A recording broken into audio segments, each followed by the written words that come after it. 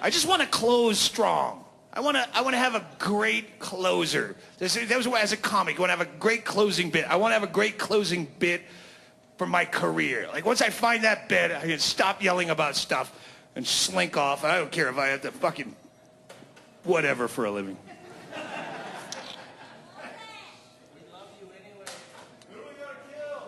Who do you have to kill? No, the closer, the closing bit.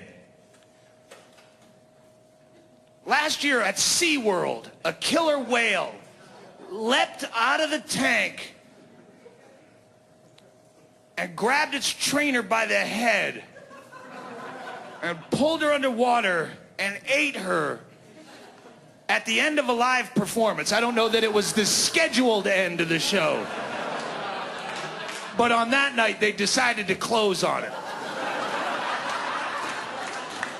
It leapt up, grabbed her ponytail, pulled her underwater, and chewed on her for quite some time. Because it's a fucking killer whale. You can't give it the hook like it's vaudeville. Like, no, they had to let it go. And I read that story with such palpable envy.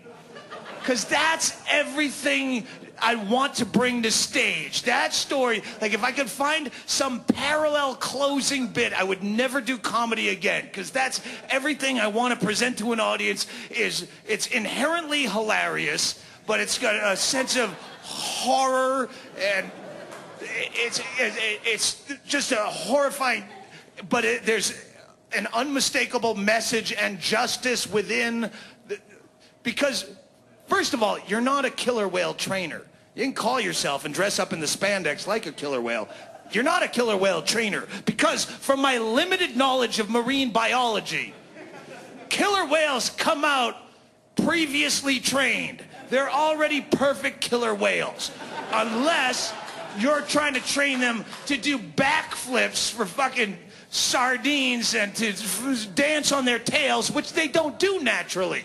You're training them to be fucking circus monkeys, and by withholding a food source, you're not a trainer, you're a fuckwither. You fuck with killer whales. That's what you do.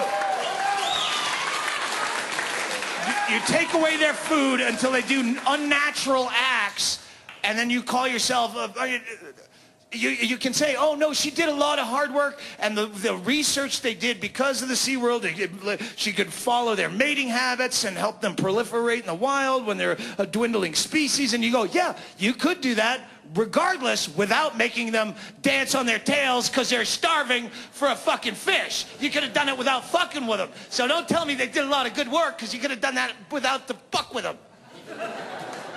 That's like if I went to Somalia right now, worst drought in 60 years, I picked up a dozen kids that were starving to death and brought them over here to help them.